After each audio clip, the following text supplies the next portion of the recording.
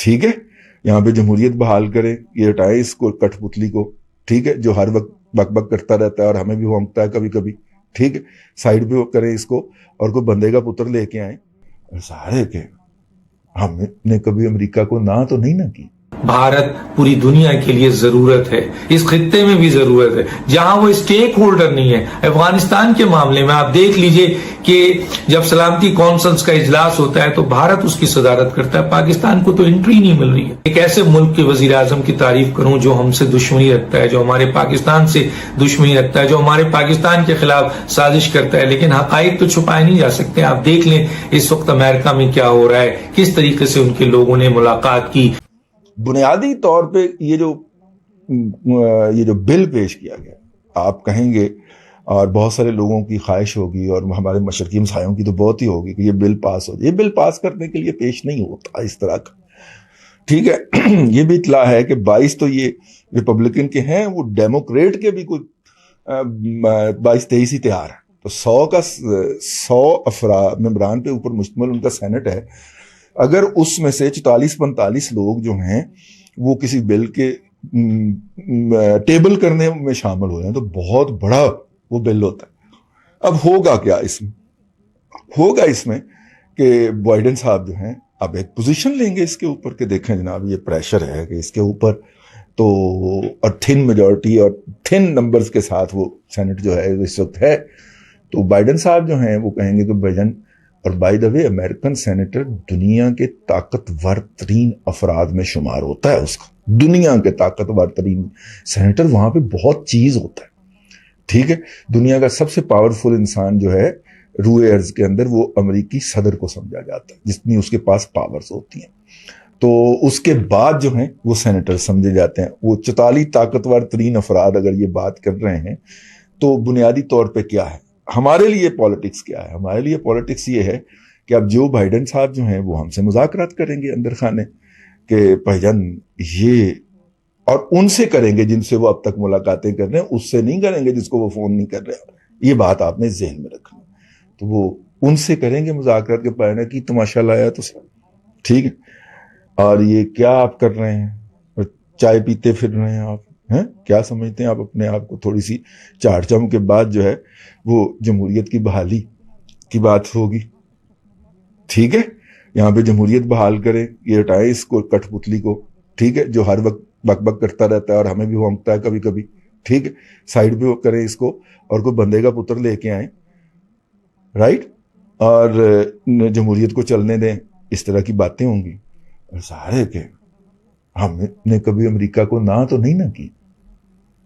تے ہوں سمجھ آیا میاں نواز شریف نو کی ہویا ہے. سیاستدان تو وہ ہوتا ہے نا جو اپرچونٹی پڑ جائے، اپرچونٹی کو پڑھ نہ جائے، اپرچونٹی آ رہی ہو تو اس کو ریڈ کر لے، ٹھیک ہے. اب سمجھ آئیے میاں نواز شریف کو کیا ہوا ہے. اگرچہ کچھ لوگ کہتے ہیں کہ چاچو نے کام ڈال دیا ہے. چاچو سے مراد ہے نواز شریف صاحب کے چھوٹے بھائی مریم نواز شریف کے چچا نے جا کے مذاکرات کر لیے ہیں اور وہ وہاں پہ کچھ کر دیا. میں ابھی تک اس کا حامی نہیں پاتا خود کو، کیونکہ جو ان کا ریکارڈ ہے وعدہ کر کے مکرنے کا، ہر جگہ پہ دھوکہ دینے کا، اور دھوکہ دینے کو اپنی کامیابی سمجھنے کا، کیونکہ ٹریننگ بنیادی طور پہ یہ ملی ہے کہ دشمن کو کیسے دھوکہ دینا ہے. تو ہم تو دشمن ہوتے ہیں، تو جھوٹ بولنے کا، وعدہ کر کے مکرنے کا. اور ان کا نہیں ہے، مطلب کہ آپ ایوب خان تک چلے جائیے، ایوب خان، ضیاء، ٹھیک ہے، ضیاء الحق کا تو بڑا ہٹ مکرنا تھا نا، یو ٹرن تھا 90 دن کا کہہ کے. موصوف نے انتخابات جو تھے وہ 11 سال کے لیے ملک کو قوم کے اوپر قابض ہو گئے تھے، ٹھیک ہے. تو یہ والا جو ایسپیکٹ ہے، اب وہ ہو سکتا ہے چچا کو ایک اور منڈا دیا ہو انہوں نے، لیکن چچا صاحب کا خیال ہے کہ میرے مذاکرات کامیاب ہو گئے ہیں اور جو ہے وہ ہم آ رہے ہیں.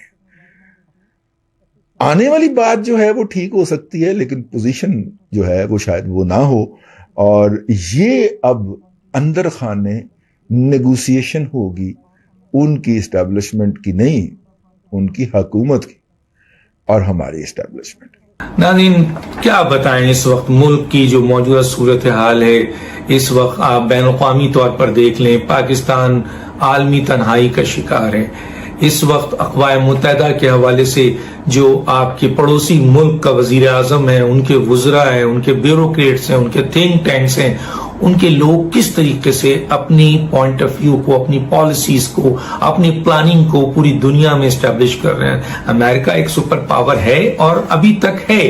جب تک وہ ہے اور جو بائیڈن ایک طاقتور پریزیڈنٹ ہے، وہ اس سے اپنے تعلقات پہلے بھی ان کے استوار تھے، اب بھی استوار کر رہے ہیں۔ اور سب سے بڑی بات یہ ہے کہ وہ پوری دنیا کو یہ بتانے پر جو ہے وہ آپ کے کوشش کر رہے ہیں کہ جناب عالی، بھارت پوری دنیا کے لیے ضرورت ہے، اس خطے میں بھی ضرورت ہے، جہاں وہ اسٹیک ہولڈر نہیں ہے۔ افغانستان کے معاملے میں آپ دیکھ لیجئے کہ جب سلامتی کونسلز کا اجلاس ہوتا ہے تو بھارت اس کی صدارت کرتا ہے، پاکستان کو تو انٹری نہیں مل رہی ہے۔ پاکستان اس وقت تنہائی کا شکار ہے۔ دیکھیں، مجھے افسوس ہوتا ہے ایز اے پاکستانی، میں کسی وزیر اعظم، اور وہ بھی ایک ایسے ملک کے وزیر اعظم کی تعریف کروں جو ہم سے دشمنی رکھتا ہے، جو ہمارے پاکستان سے دشمنی رکھتا ہے، جو ہمارے پاکستان کے خلاف سازش کرتا ہے، لیکن حقائق تو چھپائے نہیں جا سکتے۔ آپ دیکھ لیں اس وقت امریکہ میں کیا ہو رہا ہے، کس طریقے سے ان کے لوگوں نے ملاقات کی، کس طریقے سے انہوں نے بھرپور طریقے سے آپ کے نہ صرف امریکن حکومت کو، وہاں کے سینیٹرز کو، وہاں کے اہم ترین کمیٹی کے چیئرمین کو، بلکہ جو دوسرے ممالک کے لوگوں کو، ان تک کو اپروچ کی، اور ایک بڑے سالڈ پلاننگ اینڈ پالیسی جو خارجہ ہے اس کے تحت وہ کامیاب ہو رہے ہیں۔ آپ نے کیا کیا؟ آپ نے یہاں بیٹھ کے ایک ورچوئل خطاب کر دیا، اور اس میں بھی آپ نے جو ہے وہ فیک نیوز کے اوپر بات کر دی۔ دیکھیں کہاں ہیں، آپ نے بھیج دیا وزیر خارجہ کو، کہاں نظر آئے، کن چیزوں میں، کن سے ملے، کہاں پالیسی کوئی امپلیمنٹ ہوئی؟ آپ نے ایک وزیر کو بھیجا جس نے تماشا بنا دیا امریکہ میں جا کے۔ جو کچھ بھی ہوا ہے میں اس پہ بات نہیں کرنا چاہتا۔ پاکستان کہاں کھڑا ہے آج؟ آپ پوری دنیا میں کہہ رہے ہیں کہ جی ڈالر دے دو، ڈالر دے دو، بالکل صحیح ہے، افغانستان کو ڈالر ملنا چاہیے، اس کو استحکام ملنا چاہیے، لیکن آپ کی وقت کیا ہے؟ آپ کی کون بات مانے گا جب آپ کو افغانستان کے سلامتی کونسل کے اہم اجلاس میں بولنے نہیں دیا جاتا ہے، آپ کو سلامتی کونسلز کے افغانستان کے اجلاس میں شامل نہیں ہونے دیا جاتا ہے، تو آپ کی کون بات مانے گا؟ پہلے تو آپ کو یہ آپ کو اپنی پالیسی اور پلاننگ اور سفارتی آپ کا جو پوری ایک ٹھوس مضبوط قسم کا جو آپ مین اسٹیک ہولڈرز ہیں اس جگہ کے، جو اس اسٹریٹجک پوائنٹ آف ویو سے پاکستان اور اسلامی ایٹمی طاقت کے لحاظ سے اور 5ویں ایٹمی طاقت کے لحاظ سے جو مقام ہے پاکستان کا، وہ جب آپ لے کے آگے بڑھیں گے اور ایک قومی لیڈر کی حیثیت سے جب آپ کی توجہ پاکستان کو انٹرنیشنلی ایک طاقتور ملک کے طور پر پیش کرنے کے لیے آگے بڑھنا پڑے گا۔ آپ تو بیکاری بنا رہے ہیں پاکستان کو، آپ تو مانگ رہے ہیں، آپ تو ڈالر مانگتے ہیں، آپ پیسہ مانگتے ہیں، آپ لوگوں سے۔ تو جس ملک کی معیشت گروی ہو، جس ملک کی معیشت اور معاشی ادارے گروی ہوں، اسٹیٹ بینک گروی ہو، آپ آئی ایم ایف کے ہاتھوں آپ کی معیشت گروی ہو، آپ ایف اے ٹی ایف پہ آپ کی گردن لٹکی ہوئی ہو، آپ کو ورلڈ بینک اور اے ڈی بی چلا رہے ہوں، آپ کی خارجہ پالیسی کیسے آزاد ہو سکتی ہے؟ کیسے آپ بات کر سکتے ہیں؟ کون پاکستان کی اس وقت خارجہ پالیسی بنا رہا ہے؟ 70 سال میں اتنی خارجہ پالیسی پاکستان کی خراب نہیں ہے۔ پہلے بھی خارجہ پالیسی پہ ہمیں کئی جگہ پہ شکست ہوئی، لیکن اتنی خطرناک، اتنی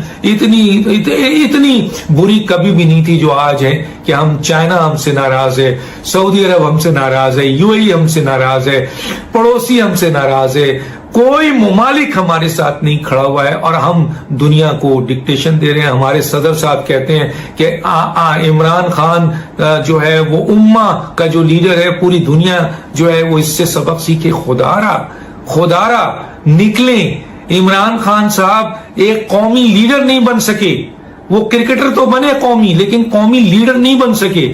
جب کرکٹر تھے تو جس طرح میں نے کہا کہ جاوید میاں، ظہیر عباس، عبد القادر، انضمام، حنیف محمد، فضل محمد، یہ سب پاکستان کے ہیرو تھے، آپ بھی ہیرو تھے، لیکن پاکستان کی سیاست میں آ کے جس طریقے سے اقتدار سے چمٹ کر اپنے آپ کو آپ نے ایک ایسا ڈمی وزیر اعظم اور کلپتلی وزیر اعظم بنایا ہے کہ کوئی آپ کو کال نہیں کرتا ہے۔